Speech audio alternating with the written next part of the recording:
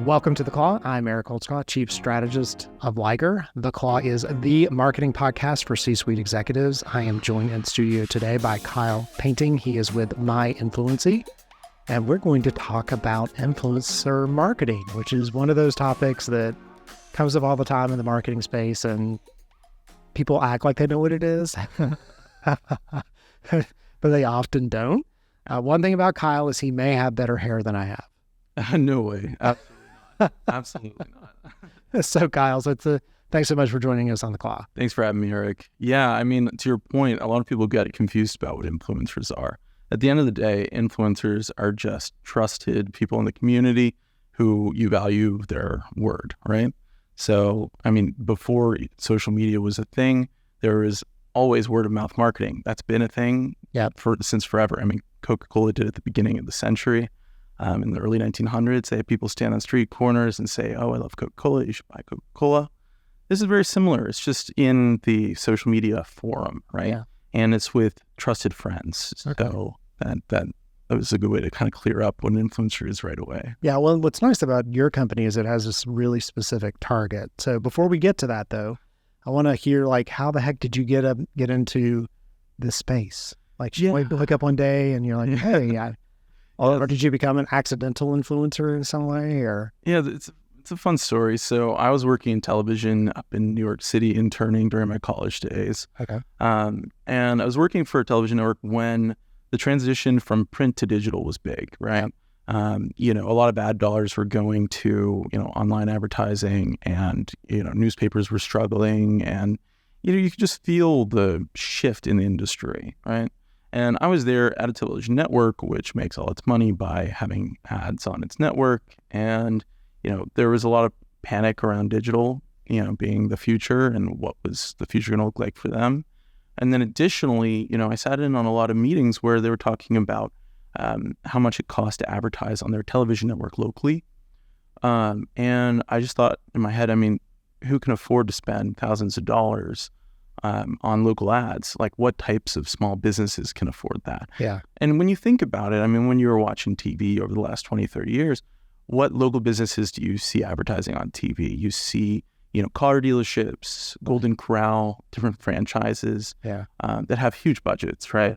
And so for independent small business owners, there's really not an option to advertise on TV for the most part. Maybe large plumbing businesses or moving businesses that are local to one city, but at that point, they're not small mom and pops anymore. Yeah. So it got me thinking, how do mom and pop businesses, restaurants, local retailers advertise? So I went in looking into that further, and I put out a survey to 160 businesses. Well, we got 160 responses. I sent out to more, but we got 160 responses from local Atlanta businesses. And I was looking into, how they're doing their marketing and whether they were using influencers yet, because influencers were a big buzzword at the time. Right. So it's curious. I thought, if influencers charge a few $100s and they have a large audience in a local city, couldn't a small business benefit from that? So when I sent out that survey, I asked about whether they were into influencer marketing, whether they were interested in influencer marketing. And overwhelmingly, the vast majority of businesses I reached out to said they were either already doing it, had tried to do it, or, were thinking about doing it soon.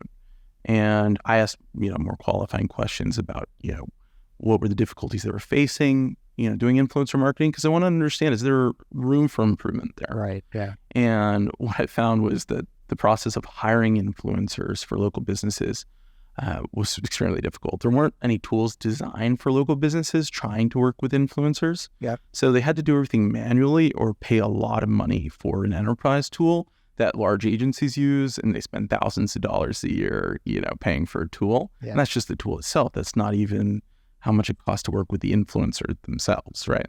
So, I saw an opening there. Okay, how do we make a more affordable tool for small businesses to allow them to leverage influencers at the local level? And the ones that weren't using a tool were running into a lot of issues, and there was clearly a lot of pain there. If you think about it this way, if you don't have a tool and you want to go work with influencers, you have to go visit Instagram. There's no way to just easily find influencers. You have to go to the search bar and you have to just start looking around for different hashtags and different things trying to pull up influencers. Yeah. And you see a lot of people pretending they're influencers. They put hashtag influencer, even though they're not an influencer. They call themselves one. They call themselves one, or they just put in a hashtag under their image, and you see those images pop up in the Explore page. It can take hours and hours just to find influencers, and that's not even working with them. That's literally just finding them. Then you have to reach out and negotiate with them. Put a contract in place. Put a contract in place to make sure your business is protected. How do you get a contract? Do you have to pay a lawyer for the contract, right? How do you transfer money to the influencer ahead of time, after the job is done? Right. What do you use? PayPal, Cash App? What if they don't have a Cash App? Yeah. Right? So many things were confusing and disorganized. So I thought, why don't we pack it all together in one straightforward workflow for small business owners? And so I started My Influency. And we were founded in 2019. I was working on the idea since the beginning of 2019. We officially incorporated in November 2019. And, we built, from there onward with a small team. We got to right before the pandemic, and, I had everything taken out from under me. I had some co-founder issues at the time, and one of the people wasn't officially on board with the company, and they said they were going to take their coat and walk. Oh, wow. And so after 2 years, and after getting a whole team around me, after having a very clear brand identity worked out, after working on content for Instagram and everything, I had to start from square one. Yeah. And so I went and got a new team, built everything up again from scratch. And, just recently, we've finally launched our product. So it's a really exciting time. It's been 4 years for me in my life, a little bit more. I've been working on this problem space, and we worked with several small businesses in the Atlanta area in the past with some of our pilots, like Adelina Social Goods, Nick's West Side, Little Bear. There are a bunch of different little small restaurants, coffee shops, things that we worked with along the way to ensure that the product we're building is right for the market. Yeah. And we've gotten really good feedback along the way, and we're starting our first, paid pilot, which we're going to work with about 10 small businesses over the next month. And I'm offering small businesses in exchange for being part of our pilot that'll help them with their influencer strategy and their social media strategy overall at no cost. And I just ask that when they hire influencers, they do it through our product and they give good feedback. So nice. I'm going to try to help them out, and I'm looking for participants for our first pilot. Perfect. Well, that's being a serial entrepreneur, or somebody told me that I'm probably a parallel because I have multiple businesses running at the same time. Yeah. It's hard enough to get one up and running, then also go through both founder issues and a pandemic and all those kind of things. So I applaud you for being persevering through it. It's a lot of running into doors head first, and then just sort of learning how to get those doors open in the right way without running into them. Yeah. So you have what is a multiple tier business. So you have to find influencers, plus you have to find businesses. Yeah. So you at least have those two sides. So talk to me about either the challenges or like how do you identify influencers to be on the platform? It reminds me a little bit, there's a couple platforms we use, like an example, voices.com, that allows you to like hire voice talent. Yeah. It's because we need different voiceover talent depending upon our client, and it lets us go in and like put the deals in, and kind of they do the marketplace for us, right? We don't have to like, hey, do you know anybody who sounds like this? Right? So I hear you're doing the pilot with the businesses, but you also have to have the influencers. With the influencers as well, yeah. Yeah, so talk to me a little bit about like just uncovering and identifying those people. Yeah, I mean, in the past, what we've done to uncover influencers is, look at a few key criteria. Do they have high engagement?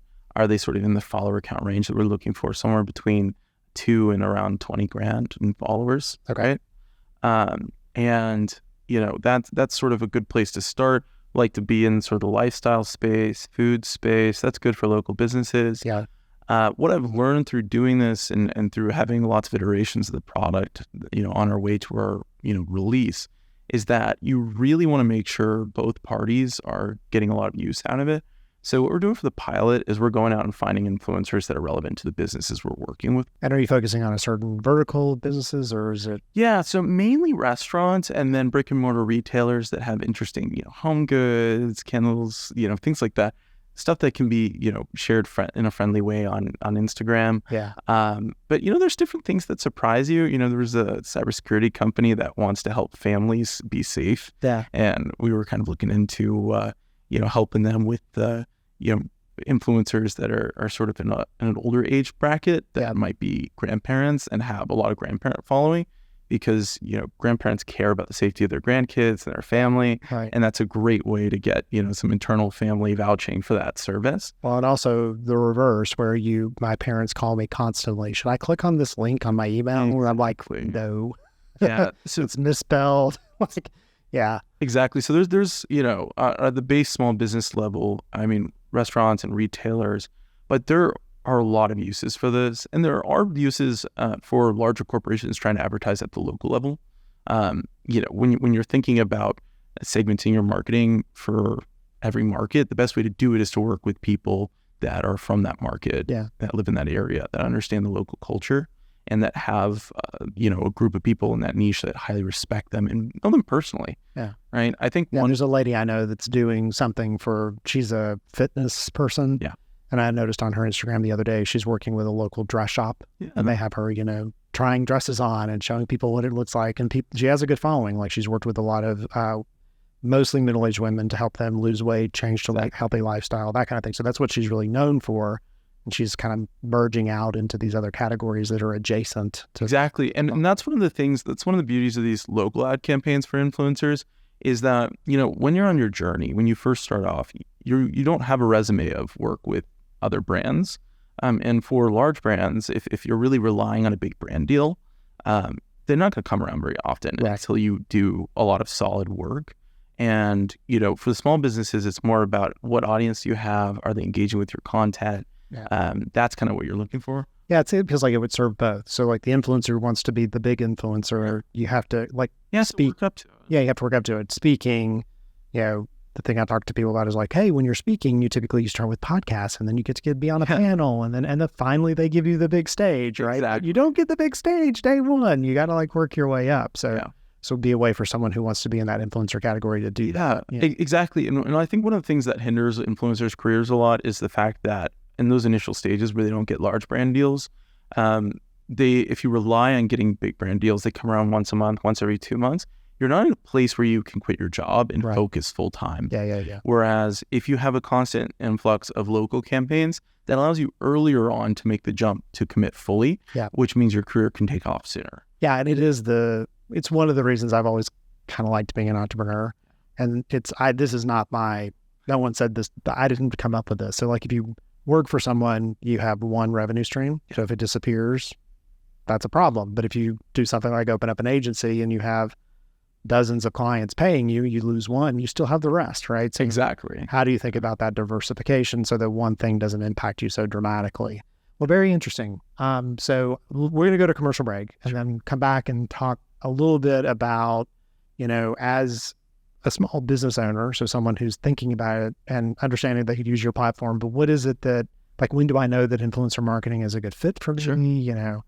What should I expect from a budget perspective? Because our small businesses don't spend as much on marketing, right? And don't necessarily really understand it. I do find it interesting because small business owners rarely ever open their business to do marketing. Yeah.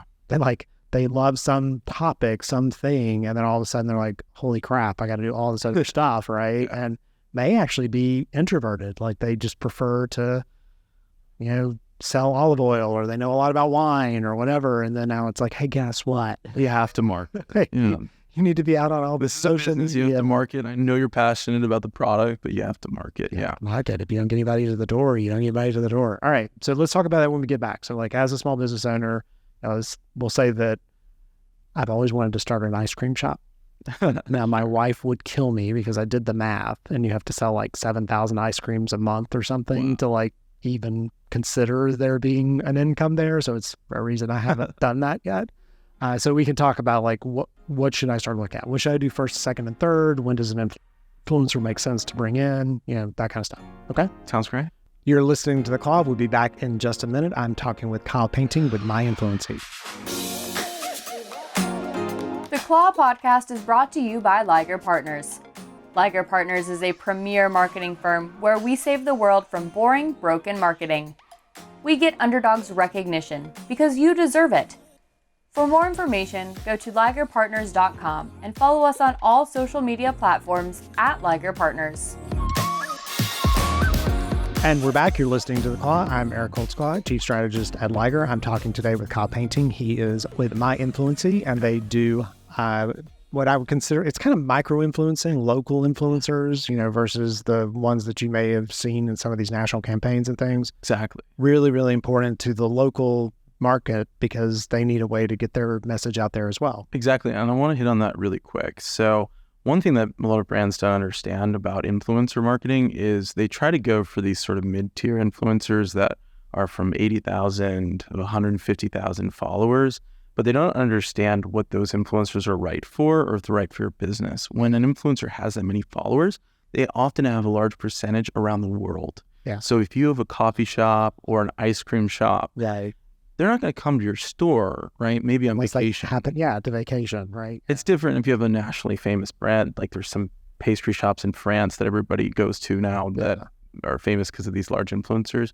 But if you're looking to get locals, you really want to focus in on these influencers that have, a strong following locally. Yeah. It's okay. really important. Yeah, truly. And even thinking about when we're talking with companies, local marketing, like your audience is only going to come from a certain period. Like it's only going to be a certain range that they come from, right? So I've opened an ice cream shop. I don't know if it's the fast freeze, the rolled ice creams, some of my favorite. I like the gelati with the Italian, whatever. Yeah. Anyway, I've opened an ice cream shop. At what point do I start to consider something like this? Like, what do I need to make sure I have in place before I decide I want to engage an influencer? What are some of the cautionary tales? Sure. It's kind of budget. I really just want to focus on a certain market because I know that most of my people come within a certain city. So give me some advice. Yeah, I think one of the beauties of local influencer marketing and influencer marketing in general is that, for a long time, brands have thought that you need to have a good Instagram presence, you need to have a good Instagram page, you need to pay photographers all the time to keep up that Instagram page and social media managers to keep up those pages. One of the things about influencer marketing, which is nice, is you can do it right at the get-go because it's hosted on the influencer's page, right? When they post that content, their audience sees it and, they're aware of your business, whether you have an Instagram page or not. Yeah. It's extremely helpful to have a great a great Instagram page because the people that see that content can come to your page, follow you, and you can hit them with your marketing content, in perpetuity until they want to be a customer. Yeah. Whereas they would have to run into another ad somewhere else to see you again if you didn't have a page, right? Yeah. So whatever channel I pick, I need to make sure that I have a good presence on that channel. Yeah, you want to have a good presence on those channels if you can, but the nice thing about influencer marketing is you can start at the very beginning. Okay. And that it can get you enough customers to afford to build an Instagram page and pay for that, right? And pay for the marketing things that are crucial. I would say what's really important, no matter what, is that you have a good Google Maps listing that's complete, and that you have a good website.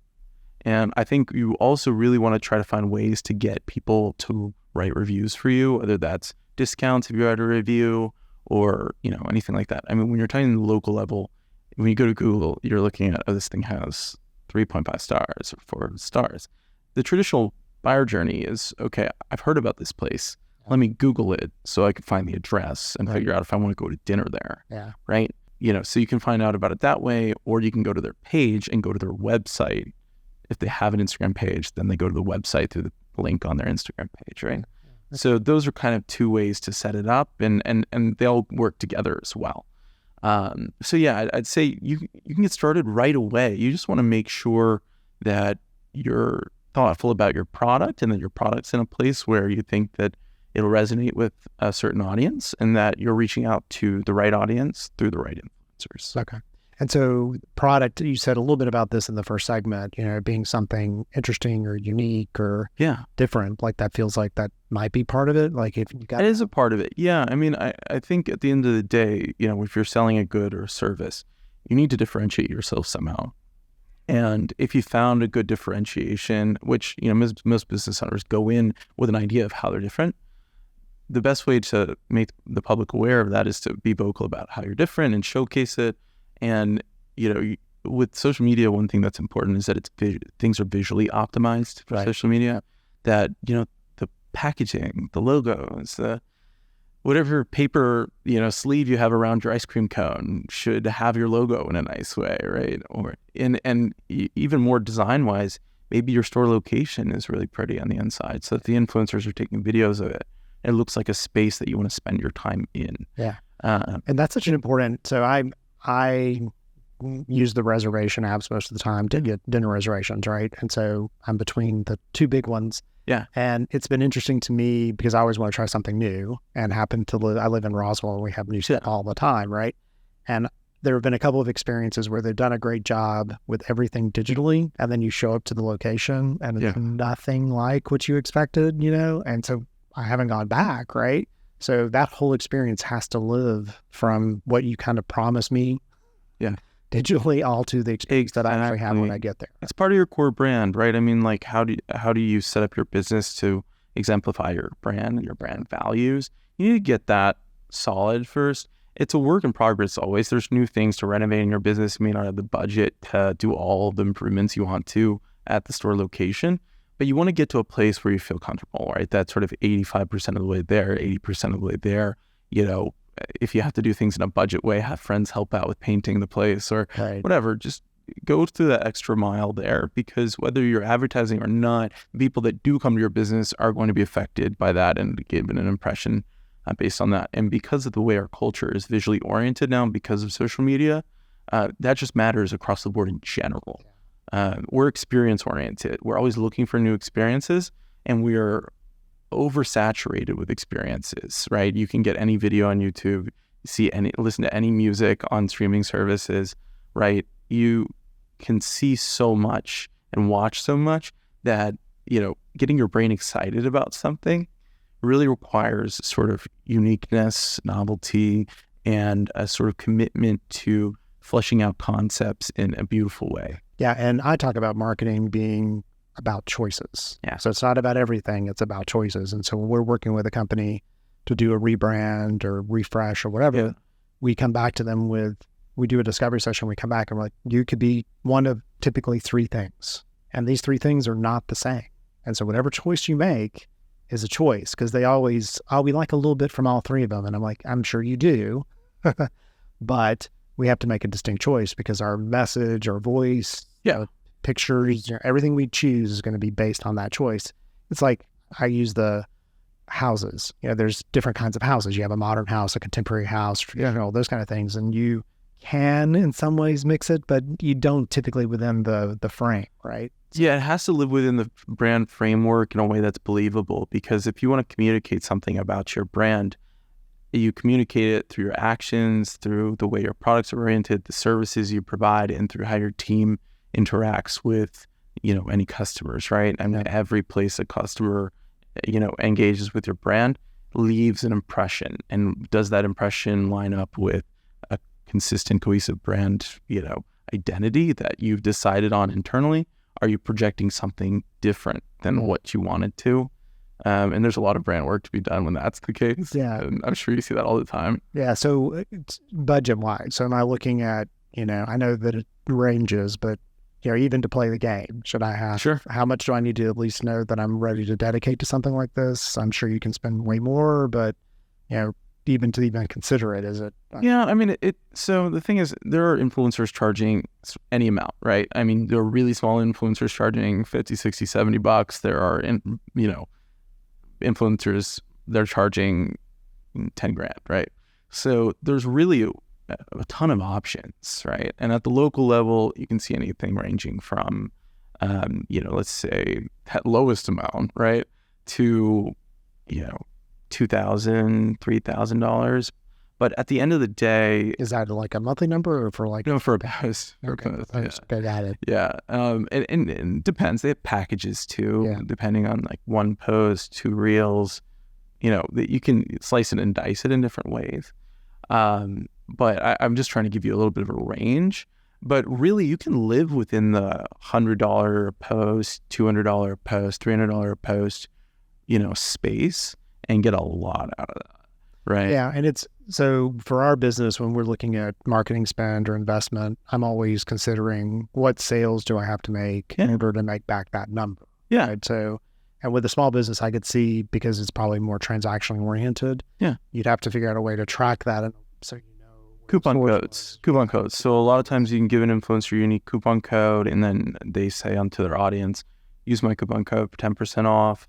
And, then the business rings up the customers that are using this coupon code, gets logged in their system that those people must have come in due to that influencer because they somehow have this code, right? Yeah. Okay. That's one way to track it. There's other ways to track it that we're working on right now. So I think we'll stay a little bit mum's the word on that for right now because it's some new technology. But I think there's other ways to tie in tracking with more experiential event marketing. So I'll just leave it at that for now. Well, so then let's talk about future. So you're in the middle of launching this, but let's talk about both for your business and then in the category of influencers. Like, what do you see in your crystal ball in the next 5 years? In the crystal ball in the next 5 years, I think one thing that we have to be careful with in our industry is that everybody's overstimulated. So our attention spans are really short. And so the name of the game has been, okay, do really catchy content. Within the first 2 seconds of your reel, say something that makes people stay and watch it, right? Okay. But regardless, people are going to keep scrolling afterwards, and they may remember, what you're trying to convey, especially if it was a memorable post, and even more so if it's someone that, they care about, and even more so if they see ads multiple times from multiple influencers that they care about. Oh, 3 different people said this is the place I should go, right? That's one way of doing it. But another great way to do that is to anchor with real experiences in the real world, and use influencers to drive people to those events as well, because influencers are the distribution network.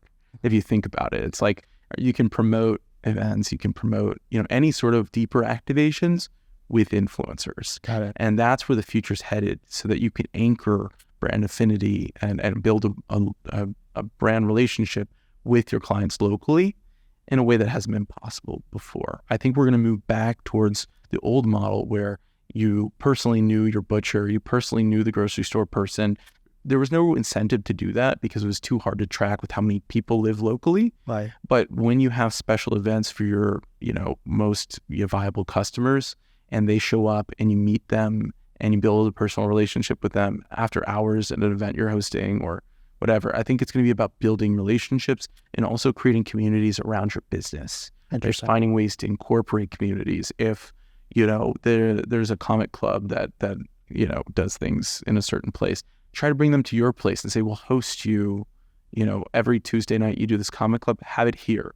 Yeah. So that everybody in your group associates. Like the church nights that they've done. And things like that. Exactly. But host it for the communities, not just for you. Right. And then you become the space for that community, right? And so I think there's going to be a lot of new and interesting ideas of how to do that. And I think influencers will find new work in the near future. And we're definitely working on it, where we're trying to enable small businesses with new ways to leverage influencers locally, to have, long-term experiences that stick with locals and build long-term relationships. Nice. There's a book you should read, The Fourth Turning. The Fourth Turning. Yeah, it was written back in the 1990s. Okay. And it talks about the concept of the return to village. And so there's 4 seasons that everything goes through. And they predicted a fourth turning, which I think we're in the fourth turning right now. I think so too. So it supports a lot of your thinking about kind of the time period that we're in and that type of thing. So it's it's a thick read, but it's a good read. So Fourth Turning.